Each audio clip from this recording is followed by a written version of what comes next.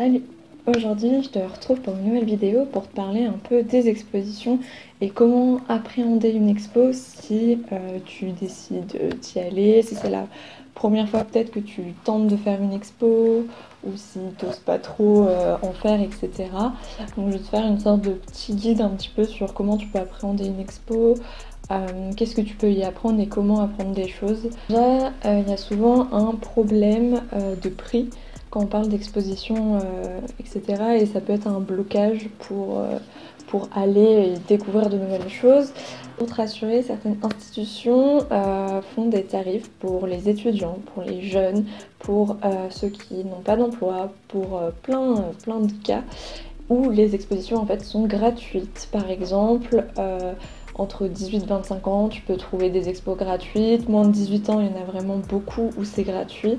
Et pareil pour ceux qui sont au chômage, si tu as un justificatif, évidemment, tu as pas mal d'expos gratuites. Et c'est pareil évidemment pour les étudiants en histoire de l'art. Par exemple, le musée Czerniowski, ça va être gratuit pour les étudiants en histoire de l'art. Pour les autres étudiants, ça sera tarif réduit. Donc voilà, c'est plein de petits exemples comme ça. Et du coup, faut pas se dire oui, j'ai pas envie de mettre de l'argent pour aller voir une expo, mais du coup essayer de trouver une alternative et de trouver des expos gratuites. Il y a quand même de grosses institutions, je te mettrai peut-être des noms là, qui ont un accès aux expositions qui est gratuite. Second problème que j'entends aussi, c'est ouais mais je vais pas aller voir une expo, j'y connais rien, je suis pas légitime à y aller quoi.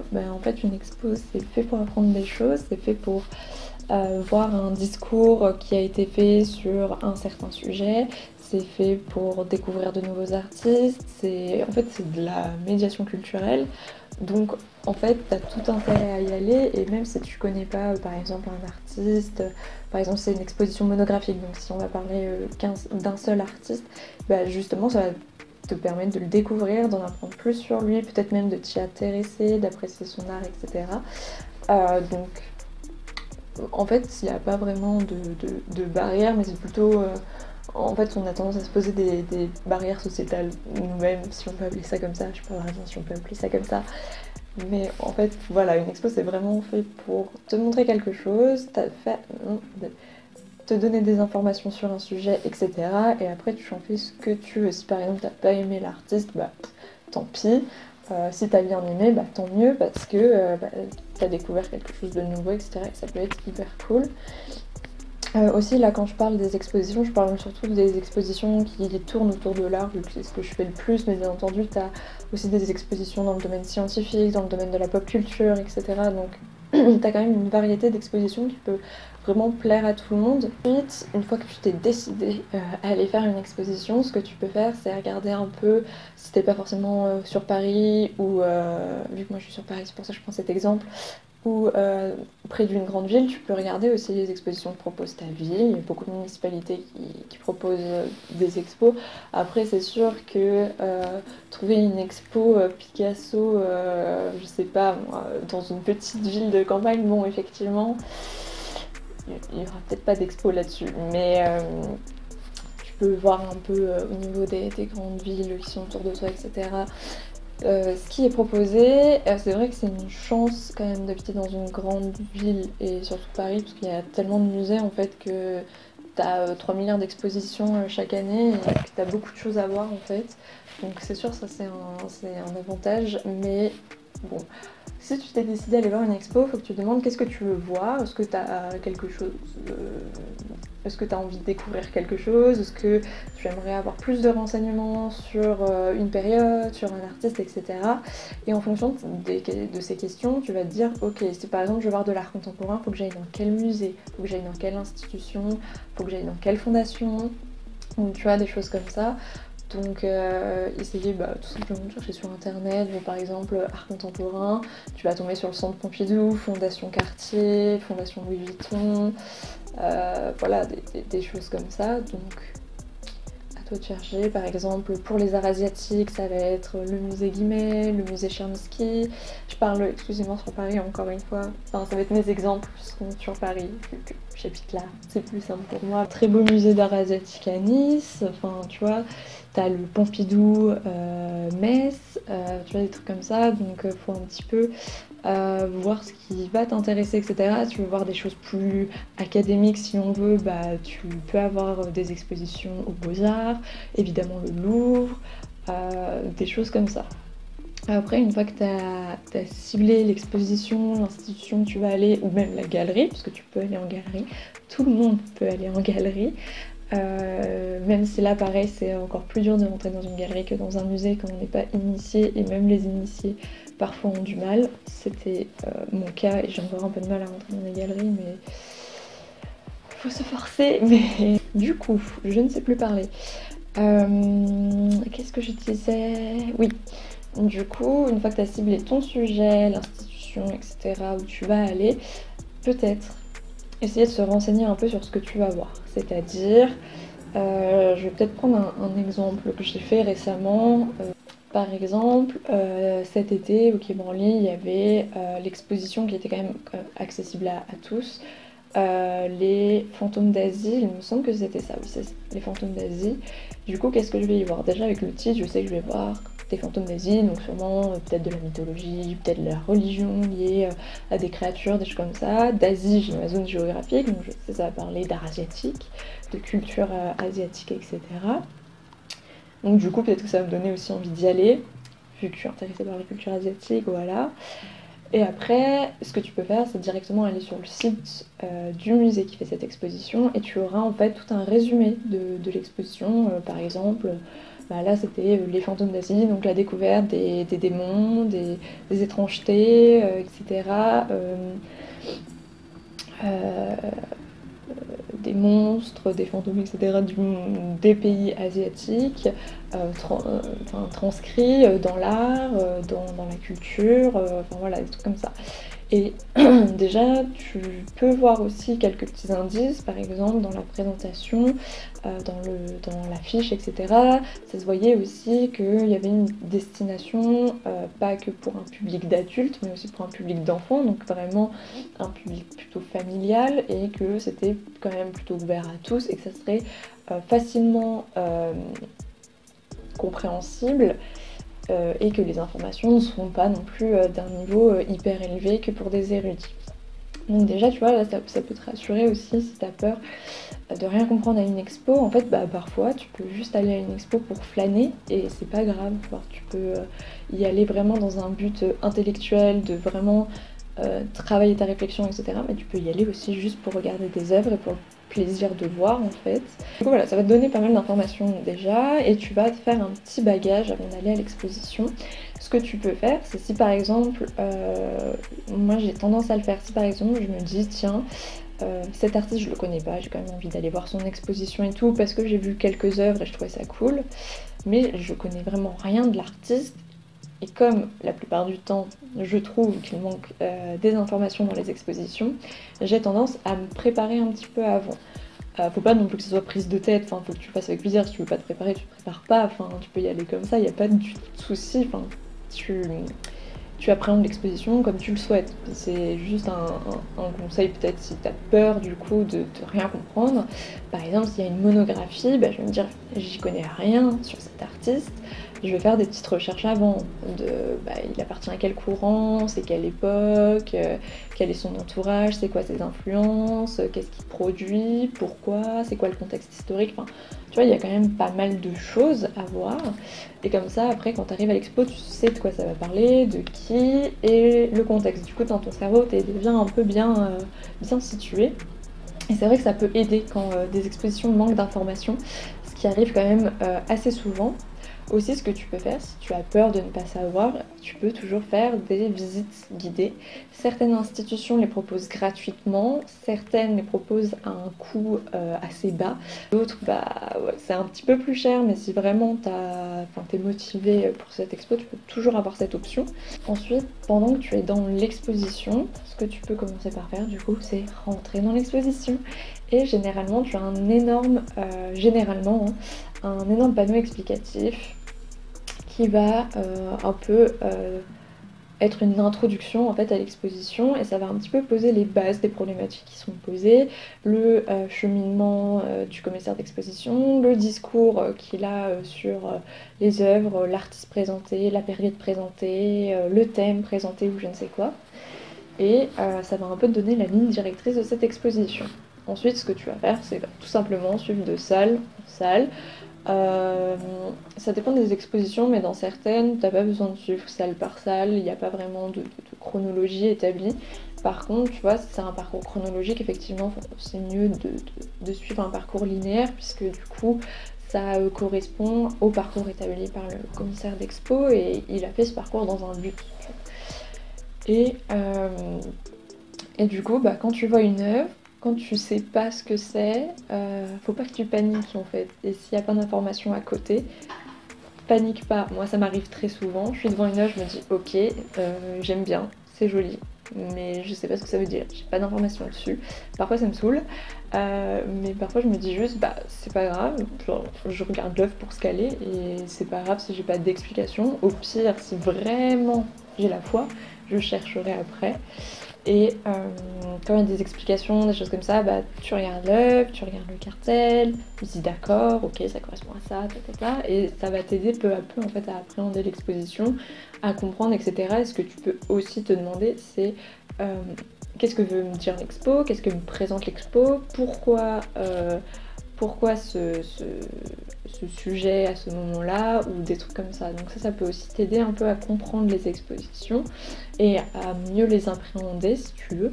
Et surtout, n'hésite pas aussi à passer du temps devant les œuvres, puisqu'en fait, on a souvent tendance, je le fais aussi, à passer très vite devant les œuvres et à aller à une autre, etc. Je sais pas, par exemple, il y a deux tableaux qui sont à côté, bah, tu les regardes en 2 secondes et tu passes à la salle suivante, par exemple. Et donc, ce qui peut être bien aussi, c'est ne pas hésiter à rester vraiment devant.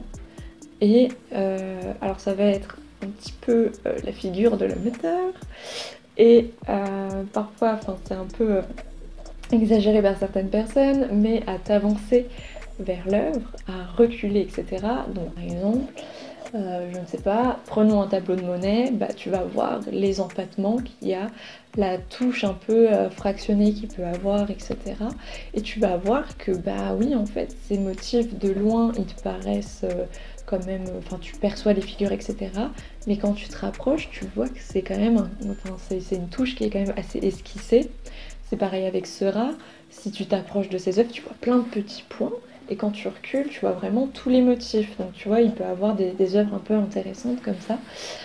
C'est vrai aussi que j'ai pas parlé de certaines œuvres contemporaines, mais ce qui est assez drôle, c'est que souvent les œuvres contemporaines parfois demandent l'interaction du spectateur, et parfois le spectateur n'ose pas parce qu'il est dans une institution et depuis qu'on est petit, on nous dit non, tu regardes avec les yeux, tu touches pas, on touche pas aux œuvres, machin machin.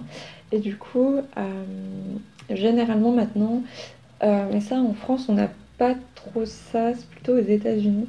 Quand tu as une œuvre, par exemple, je ne sais plus le nom de l'artiste, honte à moi, mais par exemple, il avait tout un bloc de feuilles, j'en ai ramené une, je te mettrai peut-être une photo à côté, et en fait, le regardeur enfin, était autorisé à prendre une de ces feuilles.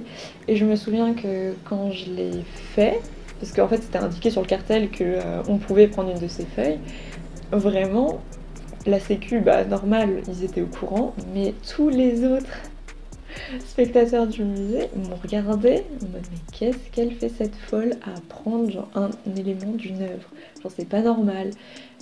Du coup, bon, bref, il y en a qui sont venus me parler. Du coup, je leur ai expliqué que c'était bon, on pouvait, et que c'était même marqué sur le cartel. Et là, phénomène assez drôle, tout le monde, du coup, est venu à chercher sa feuille. Et donc, c'est ça aussi un petit peu, c'est quand tu vas dans une expo, c'est pas grave le regard des autres, genre vraiment, même si tu connais rien et que t'as l'impression que ça se voit que tu connais rien et que tu fais tâche dans le décor, franchement, passe à côté. Vraiment, en fait, ces personnes, de toute façon, tu ne les verras plus. et t'es là en fait pour appréhender les œuvres et pas pour appréhender les gens qui appréhendent les œuvres. Voilà. Et du coup, je sais que ça peut être genre très problématique aussi de se dire non, je peux pas aller à une expo parce qu'il va y avoir des gens un peu prout qui s'y connaissent en art, qui vont me juger, ça va se voir que j'y connais rien, je vais faire ça, j'en décore, etc. Et plus tu vas faire des expositions, plus tu vas commencer à devenir initié, amateur, initié, etc. Plus tu vas commencer à connaître un petit peu les rouages des expositions, etc. Et puis au final, tu viens ici pour regarder les œuvres et pas les gens. Et la plupart des personnes regardent les œuvres aussi et te regardent pas toi, et chacun est un petit peu dans sa bulle. Parfois il peut y avoir des interactions, voilà, comme ce qui s'était passé, parce qu'il y a eu un événement qui faisait que, voilà. Mais en soi, je sais que ça peut être, même pour les L1 en histoire de l'art, etc.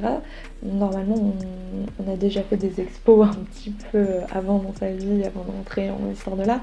Mais c'est vrai que faire une exposition aussi seule, ça peut être compliqué de se dire oui, il y a des gens en fait qui sont là, qui s'y connaissent, ça se voit, ils s'avancent très près de la toile, ils reculent très près, ils mettent leurs lunettes comme ça pour bien regarder, ça m'est arrivé d'en voir des comme ça. Et du coup tu te sens tout petit à côté, alors que bah en fait non, et t'es là aussi pour appréhender l'œuvre et te dire bah ok, bah j'aime bien et voilà, et c'est pas besoin en fait de dire bah oui, j'aime cette toile expressionniste abstrait de Pollock, ainsi que c'est dripping et que son all over, enfin voilà, tu sais dire oui j'aime bien, enfin t'es devant l'œuvre, tu vois que sur le cartel il y a marqué Jackson Pollock, le titre de l'œuvre, la date, tu dis oui bah j'aime bien cette œuvre des années 50, j'aime bien les coulures qu'il y a sur la toile, et voilà, enfin vraiment c'est juste ça, tu vois, c'est pas genre être devant une œuvre et essayer de faire un exposé ou de se dire ah mais qu'est-ce qu'il a voulu dire à travers ça, c'est juste aussi ton ressenti face à l'œuvre et pas que le ressenti des autres et les théories qu'il y a eu sur ces œuvres, sur ces mouvements, etc.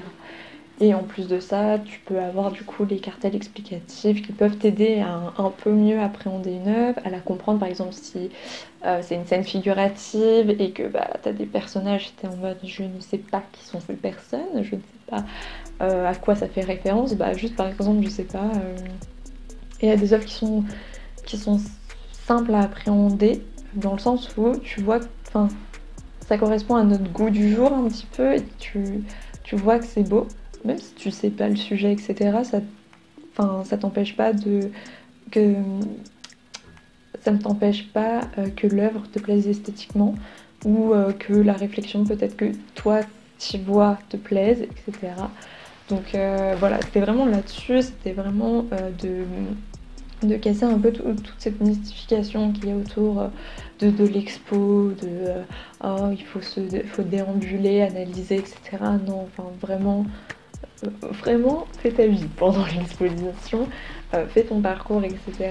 Je peux te dire aussi, à la fin de l'exposition, si tu étais dans une démarche peut-être un petit peu plus de réflexion en profondeur et pas juste de déambulation, les deux sont tout aussi bien d'ailleurs, bah, tu peux te dire bah, qu'est-ce que cette expo m'a appris, est-ce que j'ai appris des choses, est-ce que je voudrais revenir voir une expo dans cette institution, est-ce que j'ai aimé le mode de fonctionnement de ce commissaire, est-ce que j'ai bien aimé ce qu'on m'a présenté, est-ce que j'ai aimé cet artiste, est-ce que j'ai aimé cette période, est-ce que je vais en apprendre plus, etc.